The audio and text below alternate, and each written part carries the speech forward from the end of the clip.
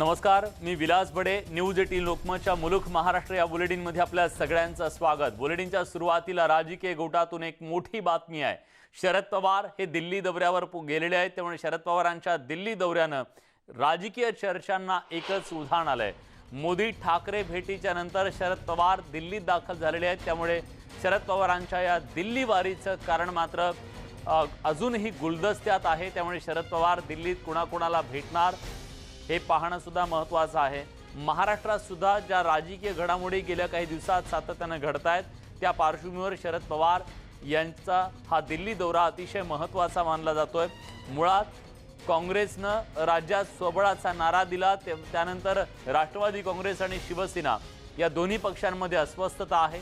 त्याच्या आधी शिवसेना आणि भाजप यांच्या एकत्र येण्याबद्दलची चर्चा सुरू झाली, कारण पंतप्रधान नरेंद्र मोदी आणि मुख्यमंत्री उद्धव ठाकरे यांच्यात बंद दाराआड चर्चा झाली. त्यामुळे अनेक चर्चांना उधाण आलं आणि या सगळ्या पार्श्वभूमीवर शरद पवार यांचा हा दौरा होतोय. याबद्दल अधिक माहिती देण्यासाठी सागर कुलकर्णी आपले प्रतिनिधी आता आपल्या सोबत आहेत. सागर, शरद पवार दिल्लीत गेलेत, स्वाभाविकपणे त्याची बातमी होणार, कारण शस्त्रक्रिया झाल्यानंतर ते पहिल्यांदाच दिल्ली दौऱ्यावर गेलेले आहेत. त्यांचा हा दौरा नेमका कसा असणार आहे, त्याचा उद्देश काय आहे, कोणाकोणाच्या भेटी घेणार आहेत, काही तपशील मिळू शकलाय? विलास, आज रात्री उशिरापर्यंत दिल्लीत शरद पवार दाखल होत आहेत.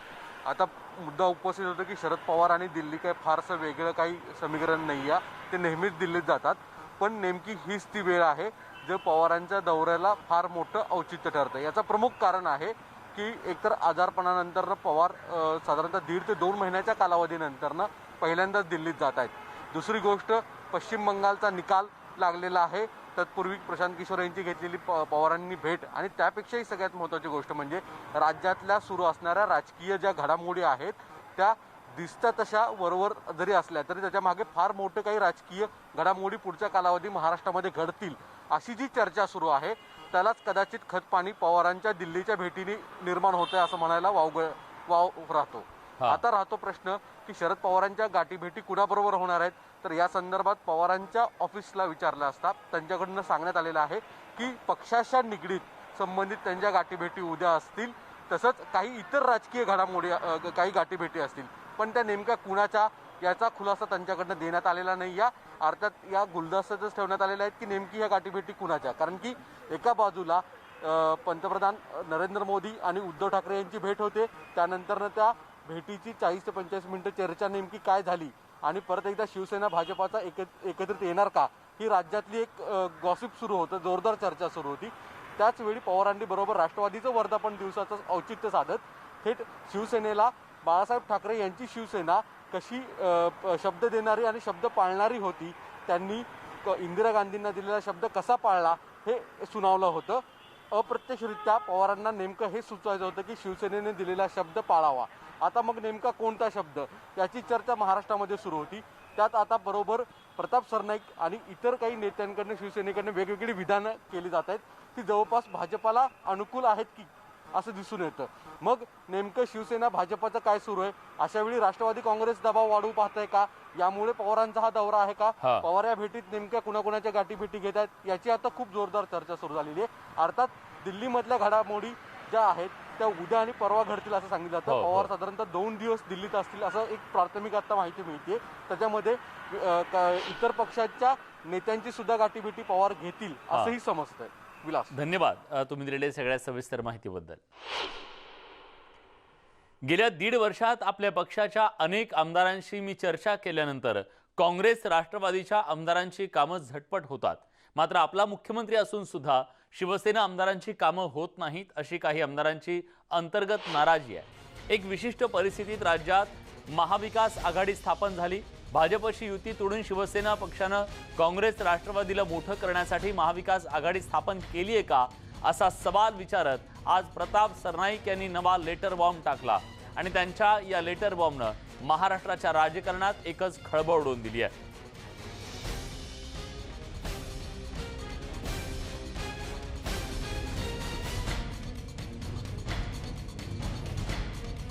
शिवसेनेचे आमदार प्रताप सरनाईक यांनी मुख्यमंत्री उद्धव ठाकरे यांना एक पत्र लिहिलंय आणि या पत्रात त्यांनी भाजपशी जुळवून घेण्याबद्दलचा सल्ला दिलाय।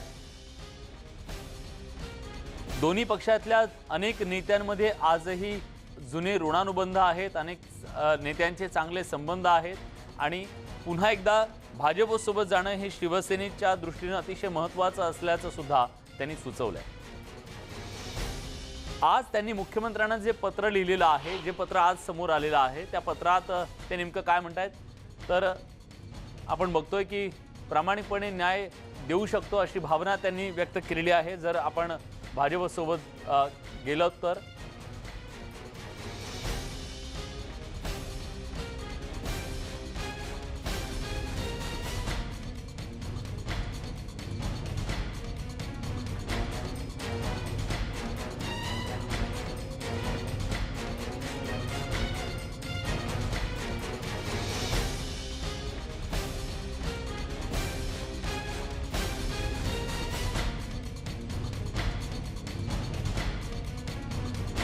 प्रताप सरनाईक यांनी नवा लेटर बॉम्ब टाकलाय आणि या पत्रात त्यांनी मुख्यमंत्र्यांना विनंती केलेली आहे, एक भावना बोलून दाखवलेली आहे की आजच्या या सरकारमध्ये काँग्रेस राष्ट्रवादीच्या आमदारांची कामं होतात पण शिवसेनेच्या आमदारांची कामं होत नाहीत।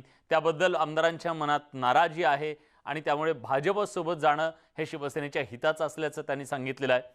याबद्दल प्रताप सरनाईकांनी जो लेटर बॉम्ब टाकला त्याबद्दल संजय राऊतांनी विनाकारण कोण त्रास देतंय हे शोधलं पाहिजे अशी प्रतिक्रिया दिली आहे। नाना पटोलेंनी मात्र सावध भूमिका घेत हा शिवसेनेचा अंतर्गत प्रश्न असल्याचं म्हटलंय, तर जयंत पाटलांनी मात्र मुख्यमंत्र्यांना पत्र लिहून महाविकास आघाडी तुटावी असं सरनाईकांच्या मनात नसेल अशी प्रतिक्रिया दिली आहे। या सगळ्या विषयावरती त्यांनी त्यांचं काय मत मांडलं असेल त्याच्यावरती प्रतिक्रिया द्यावं असं काय आहे हा पहिला प्रश्न। आणि त्या पत्रामध्ये असं एक फार महत्त्वाचं वाक्य आहे जे मी तुमच्या माध्यमातून पाहतो की विनाकारण त्रास दिला जातो। आता विनाकारण त्रास कोण कोणाला आणि का देत आहे हा या पत्रातला एक महत्त्वाचा मुद्दा आहे। विनाकारण त्रास आणि त्या त्रासाला कंटाळून त्यांनी जे पत्र लिहिलं असेल तर तो विनाकारण त्रास काय आहे याचा अभ्यास सगळ्यांनी करणं गरजेचं आहे। काँग्रेस आणि राष्ट्रवादी काँग्रेसचे नेते हे शिवसेनेचे कार्यकर्ते फोडतायत, त्यामुळे शिवसेनेने पुन्हा भारतीय जनता पक्षासोबत युती करावी।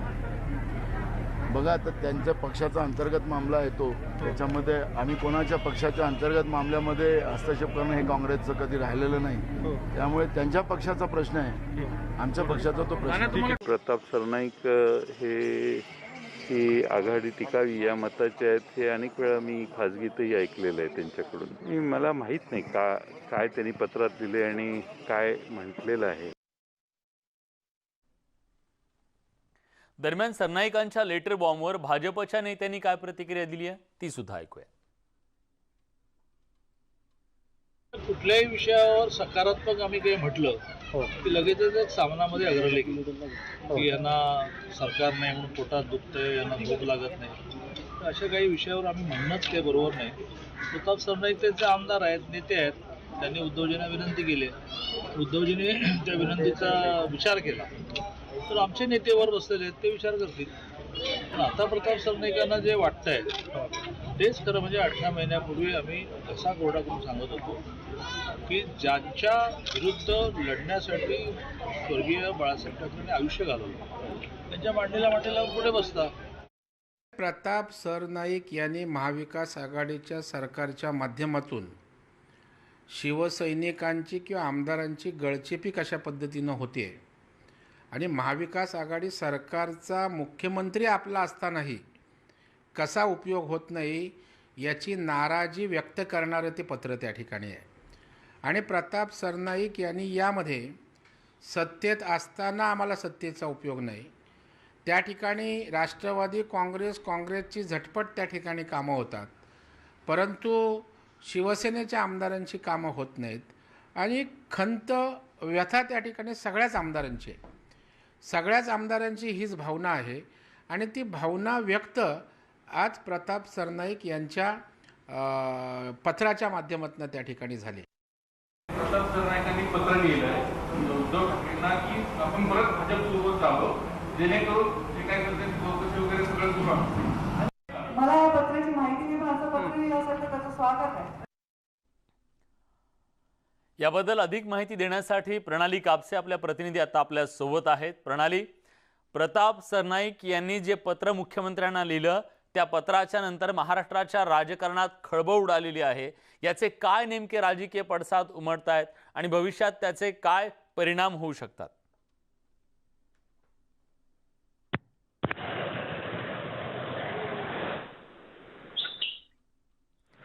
प्रणाली, माझा आवाज तुमच्यापर्यंत पोहोचतोय? नक्कीच विलास, आपण जर बघितलं तर महाराष्ट्राच्या राजकारणातील ही अतिशय मोठी अशी घटना म्हणावी लागेल. या घटनेचे खूप दूरगामी परिणाम जे आहेत येत्या काळात महाराष्ट्राच्या राजकारणावर आपल्याला काही तांत्रिक कारणामुळे त्यांच्याशी आपला संपर्क होत नाहीये. आता आपल्यासोबत राजकीय विश्लेषक संदीप प्रधान जोडले गेलेले आहेत. सर, स्वागत आहे तुमचं न्यूज 18 लोकमतमध्ये. प्रताप सरनाईक यांच्या या खळबळजनक पत्राकडे तुम्ही कसं पाहता? महाराष्ट्राच्या राजकारणात याचे काय पडसाद उमटू शकतात? असं आहे की प्रताप सरनाईक आपल्याला माहिती की त्यांच्या मागे ईडीची चौकशी सुरू झालेली आहे आणि राज्यातल्या काही नेत्यांच्या विरोधातही अशा पद्धतीने, विशेष करून ज्या विरोधी पक्षातले आहेत त्यांच्या मागे अशा पद्धतीने चौकशीचं शुक्लकाष्ठ लावण्याचा प्रयत्न झालेला आहे. आणि त्या पार्श्वभूमीवर आता त्यांनी ही जी भावना व्यक्त केलेली आहे, त्यामुळे अर्थातच आपल्याला हे लक्षात घेतलं पाहिजे की भाजपचं नाही म्हटलं तरी एक दबाव हा कुठेतरी या सगळ्या प्रकरणामध्ये अप्रत्यक्षपणे दिसतोच आहे आणि त्याच्यातूनच त्यांनी ही भूमिका घेतलेली असावी. पण ह्यातलं मेसेज काय जातोय सर? यातनं मेसेज काय जातो की शिवसेनेच्या आमदारांमध्ये ही अस्वस्थता आहे किंवा आपण सत्तेसोबत म्हणजे केंद्रातल्या सत्तेसोबत गेलो नाही तर हा त्रास आणखी वाढेल? काय मेसेज जातो या पत्रातनं?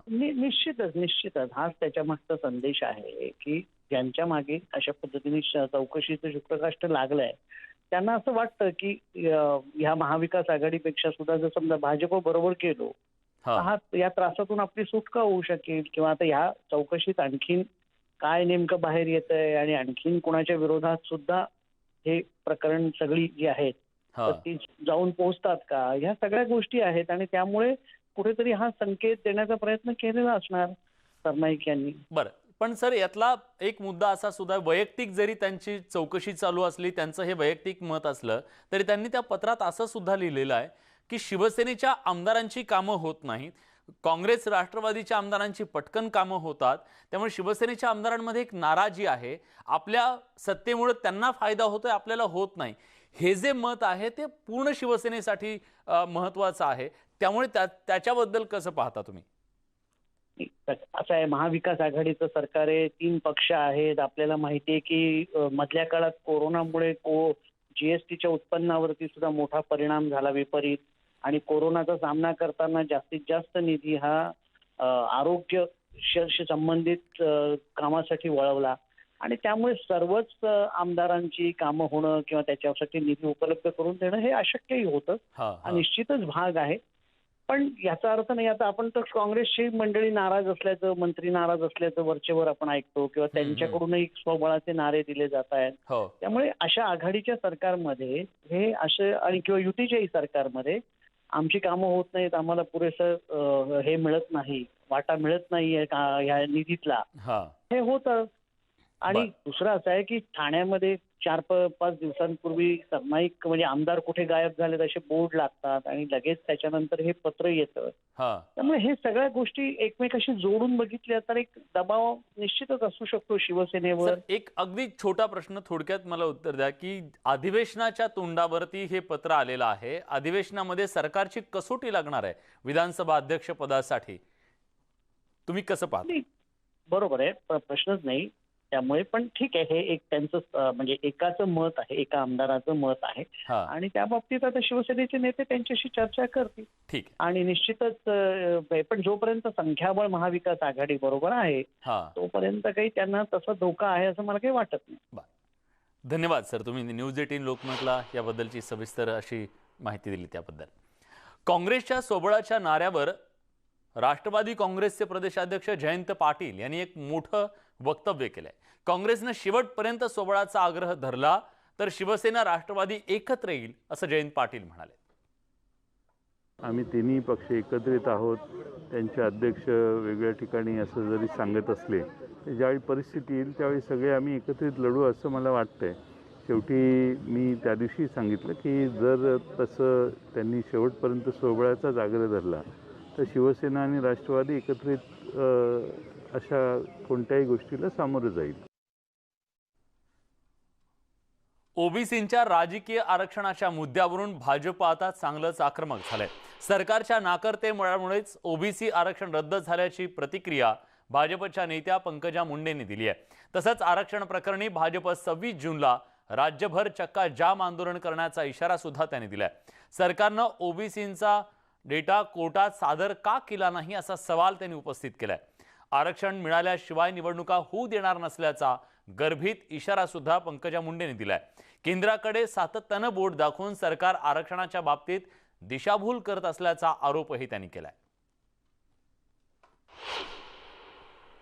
राज्यातलं ओबीसी राजकीय आरक्षण रद्द झाल्यानंतर पंकजाताई मुंडे जे आपल्याला माहिती आहे राज्यातले सर्वात मोठे ओबीसी नेते आहेत ते पुन्हा एकदा मैदानात उतरले आहेत. आपण त्यांनाच विचारा, मला सांगा, हे आरक्षण रद्द नेमकं कोणामुळे झालं? हे आरक्षण सरकारची मानसिकता नसल्यामुळे, सरकारने ॲफिडेव्हिट आणि इम्पेरिकल डेटामध्ये व्यवस्थित काम न केल्यामुळे, सुप्रीम कोर्टामध्ये आपली भूमिका न मांडल्यामुळे रद्द झालं. नाही, राज्य सरकार म्हणते की केंद्राने डाटा दिला तरच ते आरक्षण मिळू शकतं. हरिनरके तसंच म्हणतात. ही चुकीची माहिती आहे. जनगणना हा विषय केंद्र सरकारकडून नाही झाला आणि आम्हाला डाटा नाही मिळाला असं एक राज्य सरकार बोलत आहे. पण कृष्णमूर्तींच्या निर्णयामध्ये त्यांनी स्पष्ट सांगितलं आहे याला एम्पिरिकल डाटा आवश्यक आहे, याला जनगणनेचा संबंध नाही, याला केंद्र सरकारकडनं कुठल्याही डाटाची आवश्यकता नाही. स्वर्गीय गोपीनाथ मुंडेंनी संसदेत मागणी केली होती, त्यानंतर ओबीसी जनगणना झाली नाही, पण तो डाटा अजून जाहीर झालेला नाही. त्या केंद्राचा असं एक विचार आहे की ओबीसींचे 4 तुकडे करायचे. त्याबद्दल तुमचं काय मत आहे? तो केंद्राचा विचार तुम्हाला माहिती आहे का? मला माहित नाही. हे चुकीचं आहे. जो सेन्सस आहे, ओबीसी जनगणना हा आमचा मागणीच आहे. ही माझी मागणी, मुंडे साहेबांची मागणी होती आणि मला वाटतं प्रधानमंत्री सुद्धा त्याच्यामध्ये सकारात्मक पावलं उचलतील याचा मला विश्वास आहे. डाटा का जाहीर करत नाही पंतप्रधान? डाटा जाहीर करण्यासाठी सरकार योग्य वेळी निर्णय घेईल. आता या ओबीसी आरक्षणाचा त्या डाटाशी संदर्भ नाही, एवढा माझा महत्त्वाचा विषय. समजा गरज पडली भविष्यात तर तुम्ही केंद्राकडे यासाठी मागणी करणार का? ओबीसी राजकीय आरक्षणासाठी केंद्राच्या डाटाची गरज पडली? गरज पडणारच नाही. केंद्राच्या डाटाची गरजच पडणार नाही, राज्य सरकारच हा डाटा देऊ शकतं. तेव्हा कुठे राज्यातल्या ओबीसींना आरक्षण मिळू शकेल. Video journalist Sachin Hansate, Chandrakant Phunde, news 18 Lokmat, Pune. ओबीसींच्या राजकीय आरक्षणाच्या या बातमीनंतर बातमी आहे मराठा आरक्षणाच्या संदर्भातली. कोल्हापूरनंतर आता सोलापुरात मराठा आरक्षणासाठी येत्या 4 जुलैला उग्र मोर्चा काढला जाणार आहे. राज्यातील हा सर्वात मोठा मोर्चा असणार असल्याचं मराठा नेते नरेंद्र पाटील यांनी म्हटलंय. पोलिसांनी परवानगी नाकारली तरी हा मोर्चा निघणारच असंही त्यांनी म्हटलंय. त्यामुळे येत्या 4 जुलै रोजी होणाऱ्या या मराठा समाजाच्या मोर्चाकडे सगळ्यांचं लक्ष लागेल. सगळ्यात मोठा मोर्चा हा 4 जुलैला या ठिकाणी सोलापूर जिल्ह्यामध्ये होणार आहे. या जिल्ह्यातले सर्व ग्रामीण भागातील असणारे शेतकरी, मराठा तरुण वर्ग, शहरामधील असणारे सर्व बांधव, सर्व समाजाच्या घटकांना एकत्रपणे घेऊन हा मोर्चा काढण्यात जाणार आहे. आम्ही सर्व मराठा क्रांती मोर्चाच्या सोलापूर जिल्ह्याचे प्रमुख पदाधिकाऱ्यांनी असा एक निर्णय घेतला की आपण सर्वच लोकप्रतिनिधींना त्या ठिकाणी मोर्चाला मध्ये सामील होण्याकरिता आपण त्या ठिकाणी निमंत्रण करूया. यानंतर बातमी मुंबईकरांच्या दृष्टीने अतिशय महत्त्वाची आहे. मुंबई लोकलचे दरवाजे अजून तरी सर्वसामान्यांसाठी उघडण्यात आलेले नाही. यावर मुंबईच्या महापौर किशोरी पेडणेकरांनी एक नवी माहिती दिलेली आहे. मुंबईत कोरोनाचा संसर्ग जोपर्यंत पूर्ण कमी होत नाही तोपर्यंत, पूर्ण रुग्णसंख्या कमी होत नाही तोपर्यंत सर्वसामान्यांसाठी लोकलमधून प्रवास शक्य होणार नसल्याचं त्यांनी म्हटलेलं आहे. पण इतरांच्या जीवावर बेतील अशा पद्धतीनं महापालिका वागणार नाही ना राज्य सरकार. त्यामुळे जोपर्यंत पूर्णपणे रुग्णसंख्या कमी होत नाही तोपर्यंत लोकलबद्दलचा निर्णय घेणार नसल्याचं महापौरांनी स्पष्ट केलं. आजही आमचे 600-500च्या दरम्यान रुग्ण सापडत आहेत. तर थोडा अजून तो कमी येऊ दे.